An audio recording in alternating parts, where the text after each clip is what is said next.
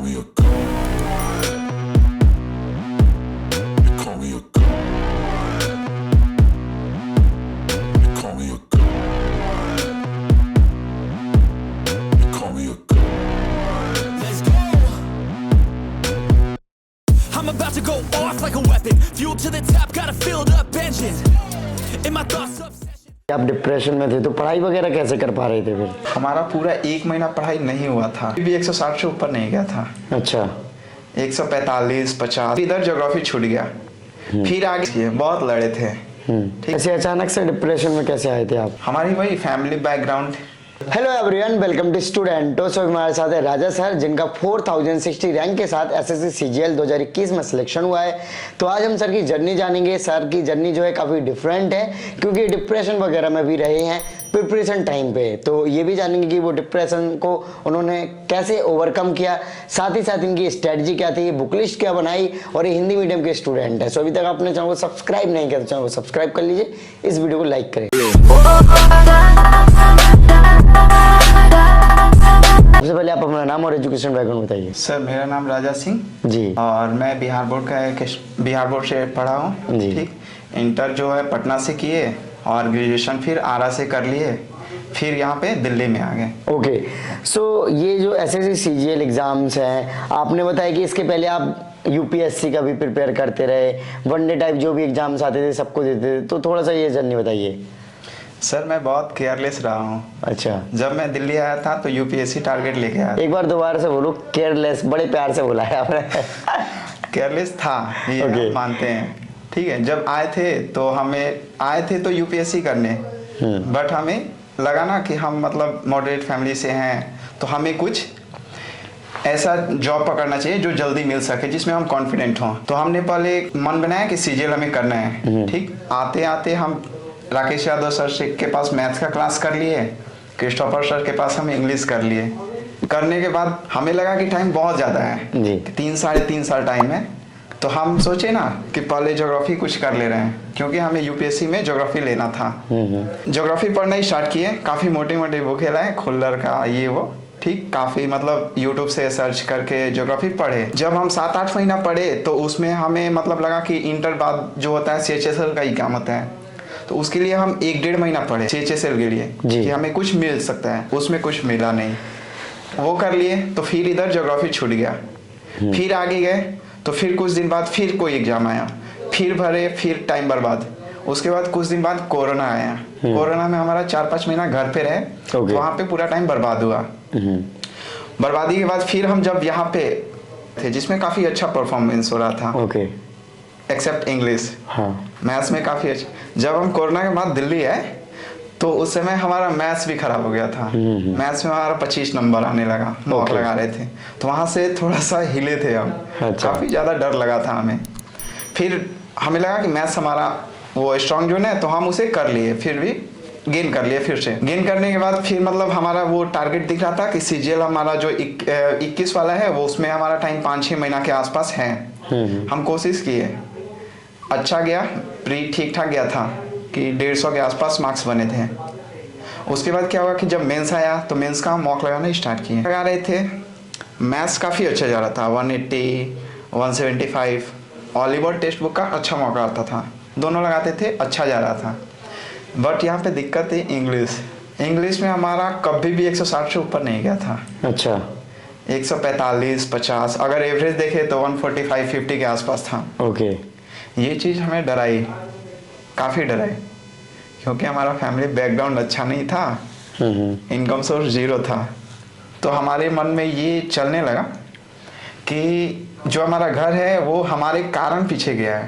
क्योंकि अच्छा। हमारा एक छोटा भाई है, तो वो ग्रेजुएट भी नहीं हुआ है, तो वो कुछ कर नहीं सकता था। पापा का इनकम 0 हो गया था। पहले अच्छा था, बाद में पापा की स्थिति बहुत खराब हुआ था। हमने खुद इसको फील किया है। उसके बाद इंग्लिश से जब डर लगा हमें, मतलब ये फील होने लगा कि हाँ अब हमारा इंग्लिश अच्छा नहीं हो सकता, बिकॉज टाइम गैप बहुत कम हो गया था। जब 1 महीना बचा ना, तो वो हमें पता ना वो डिप्रेशन था या नहीं था, हमें उसमें कुछ नहीं पता चला। हमने फिर से मतलब वो चीज़ें चलने लगी दिमाग में चल रही थी। धीरे धीरे 1 महीना एग्ज़ाम बचा था, मेंस के एग्जाम से 1 महीना पहले हम लगातार रोए थे। कभी बाथरूम में रोए, कभी बेड पे रोए थे। वो शायद डिप्रेशन ही था। जब हम गए एग्जाम, मतलब उस समय हमें किसी की जरूरत थी, जैसे प्यार जिसे बोलते हैं, कि मतलब कुछ मिले सपोर्ट। सब चीज सही चल रहा था, लेकिन जब हार्ड टाइम है कोई साथ नहीं मिला। मतलब उससे हमें खुद से मतलब लड़ना था। लड़ भी रहे थे, काफी ज्यादा लड़े थे, बट लकीली कि मेंस के 2-4 दिन पहले कुछ दोस्त मिले जो साथ दिए थे। उसके बाद जो हमारा मेंस का सेंटर दिया था वो भटिंडा में दिया था। ओके। तो भटिंडा में बस से सफ़र किए, उसके बाद गए आर्मी कैंप में। तो वहाँ पे कुछ नई चीज़ें दिखी, माहौल दिखा अलग। वहाँ पे थोड़ा बहुत ही हो, लेकिन रिफ्रेश हुए थे हम। उसके बाद वहाँ से गए, एग्ज़ाम दिए। मैथ्स ठीक ठाक पहले से था, फिर भी मतलब वो अच्छा नहीं हुआ था, लेकिन मैथ दिए तो 185 के आसपास मार्क्स बना मैथ में, और इंग्लिश थोड़ा सा गड़बड़ हो ही गया। 153 के आसपास, 54 के आसपास मार्क्स बना था। ओके। सो जैसे कि आपने बताया कि आप डिप्रेशन में थे, तो पढ़ाई वगैरह कैसे कर पा रहे थे फिर? हमारा पूरा 1 महीना पढ़ाई नहीं हुआ था। ओके। हम ना कुछ रिवीजन कर पाए और ना कुछ पढ़ पाए। मॉक लगा रहे थे, कभी मॉक अच्छा जा रहा था, मूड अच्छा है तो अच्छा जा रहा था, लेकिन जिस दिन मूड खराब हुआ तो उस दिन मतलब मॉक मैथ्स भी खराब होने लगा था। तो वो और डरा रहा था हमें। ओके। सो ये डिप्रेशन वगैरह को ओवरकम करने के लिए क्या किया आपने वैसे? हम अपनी तरफ से बहुत कोशिश किए, बहुत लड़े थे। ठीक, 2-3 जो दोस्त मिले तो वो साथ दिए थे। काफी फोन कर रहे थे, मोटिवेट कर रहे थे। हाँ, सबसे बड़ी इसका मतलब वो है कि हमारे मम्मी पापा और हमारा छोटा भाई हमसे कभी मतलब उनको पता चल गया कि हाँ ये हमारा बेटा डिप्रेशन में है, फिर भी वो हम पे विश्वास मतलब बनाए रखे हमेशा। हमारा भाई जिससे हम मतलब 2 मिनट बात करते थे, उससे हम रात में 1-1 बजे तक, 2-2 बजे तक कॉल पे बात कर रहे थे। और वो काफ़ी मतलब मोटिवेट करता था, बोलता था कि हम 10,000 भी कमा के आपको हम पैसा देंगे, पैसा की चिंता ना कीजिए, ये वो फलना ढिमका। बहुत किया, बहुत सपोर्ट किया है, मतलब वो हम कभी भूल नहीं सकते हैं। तो फर्स्ट की हमारी फैमिली मतलब हमारी मम्मी पापा भाई काफ़ी ज़्यादा साथ दिए थे। 2-3 दोस्त बने बाद का थे, पुराने दोस्त, बट उनसे शेयर कुछ नहीं कर रहे थे। ओके। तो वो हमें बाद में जब हमें ज़रूरत पड़ा तो वो साथ दिए। ऐसे अचानक से डिप्रेशन में कैसे आए थे आप? हमारी वही फैमिली बैकग्राउंड, इंग्लिश, हम इंग्लिश अच्छा नहीं, हम कोशिश कर रहे थे कि हाँ इंग्लिश अच्छा हो जाए कुछ, हाँ, बट सिंसियर नहीं हो पाए शायद, बोल सकते हैं, क्योंकि हम आज तक न्यूज़पेपर नहीं पढ़ पाए। ओके। ना रीडिंग का वो हैबिट डाल पाए, केवल ग्रामर वो कैब। हाँ। शायद उसी कारण हमारे इंग्लिश। तो ये 2-3 फैक्टर्स थे। ओके। सो जैसे कि आपने बताया कि अभी आप डिप्रेशन में रहे, पढ़ते रहे, तो एवरेज कैसा था कि कोई घंटे फिक्स कर रखे थे इतने घंटे पढ़ना है, फिर जब मन कर रहा तब पढ़ ले रहे? नहीं, ऐसा कुछ नहीं, फिक्स नहीं था। हाँ, जब मूड किया तब पढ़ लिए। ओके। हाँ, एवरेज 8-10 घंटे के आसपास हो जाता था। तो कितने टाइम दिया आपने ओवरऑल प्रिपरेशन में, हर प्रकार के एग्जाम्स करने के बाद? 3 साल, 2 साल? जैसे कि हम बोले कि केयरलेस थे, हाँ, ये बात सही है। अगर हम केयरलेस को हटा दें तो हम लास्ट के 6-7-8 महीना से प्योर सीजीएल के लिए प्रिपरेशन किए हैं। CGL, okay. तो अभी आपने 22 वाला भी सीजीएल दिया है? हाँ, 22 वाला दिए हैं। 22 वाले में थोड़ा सा जीएस वो हो गया था। हाँ, जीएस में थोड़ा नेगेटिव ज़्यादा हो गया, बट 303 मार्क्स बने हैं, और इकोनॉमिक्स में 103 बने हैं। ओके, सही है। सो अभी जैसे कि सीजीएल वगैरह की आप तैयारी करते रहे हो, तो मॉक्स वगैरह आप बार मॉक्स के बारे में बता रहे हो, तो मॉक्स कितने देने चाहिए और फिर कितने घंटे आप देते थे मॉक्स के लिए डेली? हाँ, मॉक्स के तो बहुत सारे फायदे हैं। विदाउट मॉक्स आप जाएंगे तो कुछ नहीं हो सकता है जी। मॉक्स आपको लगाने पड़ेंगे। मॉक्स का कोई सब्स्टिट्यूशन भी नहीं है, क्योंकि हम एक एग्जाम दिए थे बीच में एफसीआई का। हाँ, एफसीआई का हम एक भी मॉक नहीं लगाए थे। मेंस का दिए थे, तो हम मतलब सीजीएल का तो मॉक्स लगा रहे थे, तो उसका हमें कुछ फर्क नहीं दिखा कि हाँ मतलब हम दे रहे हैं कि क्या फ़ायदा है क्या। लेकिन जब हम एफसीआई का एग्ज़ाम दिए थे मेंस का, उसका एक भी मॉक नहीं लगाए थे। मॉक ना लगाने का वो जो ड्रॉबैक है वो हमें एफसीआई में दिखा था। ओके। हमसे मैथ्स 10 सॉल्व हुए, रीजनिंग 10 सॉल्व हुए। हाँ, जीएस अच्छा कर दिए थे, इंग्लिश भी अच्छा कर दिए थे, बट वहाँ पे मॉक्स ना लगाने का ड्रॉबैक दिखा था हमें। ओके। बहुत जरूरी है। जैसे इसमें 4 सब्जेक्ट होते हैं, तो 4 सब्जेक्ट में क्या स्ट्रेटजी रहती थी पढ़ने की आपकी? रीजनिंग हम कभी नहीं पढ़े, मॉक से ही वो जैसे क्वेश्चन फिक्स टाइप होता था कि हाँ ये क्वेश्चन आएगा, तो वो चीज़ मतलब मॉक से हो गया। रीजनिंग के लिए नहीं पढ़े, जीएस के लिए हम बहुत सारे यूट्यूब से मतलब इधर उधर करके पढ़े थे। मैथ्स हमारा स्ट्रॉन्ग जोन था, तो मतलब कॉन्फिडेंस था। हम वैसे राकेश यादव सर से पढ़ लिए थे, क्लास कर लिए थे बहुत पहले ही जब से आए थे। बट वो धीरे धीरे प्रैक्टिस करके रखे थे तो मैथ्स हो जा था। इंग्लिश के लिए हम बहुत मशक्कत किए थे। इवन हम नीतू मैम के पास भी क्लास किए थे। वहाँ हमें नहीं समझ में आया था क्योंकि हमें इंग्लिश कुछ नहीं आता था, जीरो आता था। जब हम केडी में फर्स्ट टाइम मॉक लगाए भी थे तो पहले तो इंग्लिश छोड़ ही देते थे। अच्छा। उसके बाद एक बार मतलब हम याद है कि फर्स्ट मॉक एक बार लगाए इंग्लिश में, तो उसमें -2 नंबर आया था। 4 क्वेश्चन लगाए, चारों गलत। ओके। तो इंग्लिश -2 से आपने वैसे कैसे इम्प्रूव करी फिर इंग्लिश को? तो उसके बाद कुछ नहीं, प्रैक्टिस, केवल प्रैक्टिस। इंग्लिश कब अच्छा हो जाता है ये किसी को नहीं पता चलता है। इंग्लिश लगातार वो परसिस्टेंस मांगता है। हाँ, वो धीरे धीरे इम्प्रूव होता है, बट उस पर काम करना पड़ता है। ये आपको दिखाते हैं कि दिल्ली में एक एवरेज बच्चे कैसे रहते हैं और कैसे अपना वो करते हैं। ये रहा मेरा बेड, जो कि जनरली नीचे ही लोग बैठते हैं, सोते हैं। और ये रहा हमारा स्टडी टेबल। और दिन में तो हम लाइब्रेरी में रहते हैं, रात में यहाँ पे रूम पे पढ़ाई हो जाती है। और ये कुछ बुक्स वगैरह हैं, कुछ बुक्स लाइब्रेरी में भी हैं और बाकी यहाँ पे रह के पढ़ाई करते हैं। और देखिए हमारा कुछ बुक्स भी हैं यहाँ पे।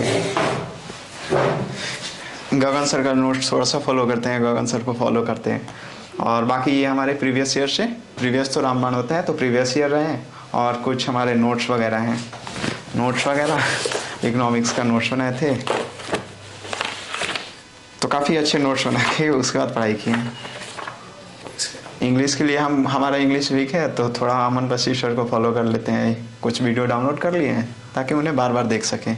भैया जैसे कि बहुत सारे और भी स्टूडेंट हैं जो कि अदर्स गवर्नमेंट एग्जाम्स हैं, यूपीएससी है, सीजीएल है, फिर तमाम जो एग्जाम्स होते हैं सबकी तैयारी करते हैं। कुछ लोग कोचिंग लेते हैं, कुछ लोग सेल्फ स्टडी करते हैं। तो बहुत सारे लोगों के साथ आपकी तरह कंडीशंस होंगी जो कि डिप्रेशन में रहते हैं। आपको क्या लगता है कि कुछ इन सब चीज़ों का स्टडी पे कितना इम्पैक्ट पड़ता है? इम्पैक्ट तो बहुत पड़ता है, क्योंकि जब हम डिप्रेशन से गुजर रहे थे लगभग 1 महीना तक हमारी कोई पढ़ाई नहीं, कोई रिवीजन नहीं हुआ था। ठीक है, ये डिप्रेशन आता भी तो है तो ये पता नहीं चलता है। जिसको पहले आया उसको तो पता है, लेकिन जो अचानक आता है वो उसके बारे में कुछ नहीं पता होता है। डिप्रेशन के बारे में अननोन लोगों को कुछ नहीं, शायद सामने वाले जान के भी कुछ हेल्प ना कर पाए। ठीक है, जब हमारा हुआ था कि हाँ हम सेल्फ मोटिवेटेड नहीं हो पाए, कुछ मतलब थॉट्स आने लगे दिमाग में, तो उस समय हमें किसी की ज़रूरत थी। हमें जिससे उम्मीद थी कि हाँ ये हमारे सपोर्ट में हो जाएंगे, अगर वो सपोर्ट कर देते तो शायद हम डिप्रेशन में नहीं जाते। बट जिससे हम उम्मीद किए थे कि हाँ वो हमारी हेल्प करेंगे, इसमें सपोर्ट करेंगे, बाकी पहले सही चल रहा था, लेकिन जब हार्ड टाइम आया वो लोग मुँह मोड़ लिए, कोई सपोर्ट नहीं मिला हमें। और शायद वो चीज़ हमें आगे जाके वो डिप्रेशन का वो लिया, क्योंकि फाइनली हम डॉक्टर के पास गए थे। डॉक्टर के पास गए तो वो हमें मॉडरेट डिप्रेशन बताया। उससे हम मतलब एक्सेप्ट किए कि हाँ हम डिप्रेशन में थे। सो जैसे आप दिल्ली में रह के तैयारी करते थे तो दिल्ली का एक्सपीरियंस बताइए।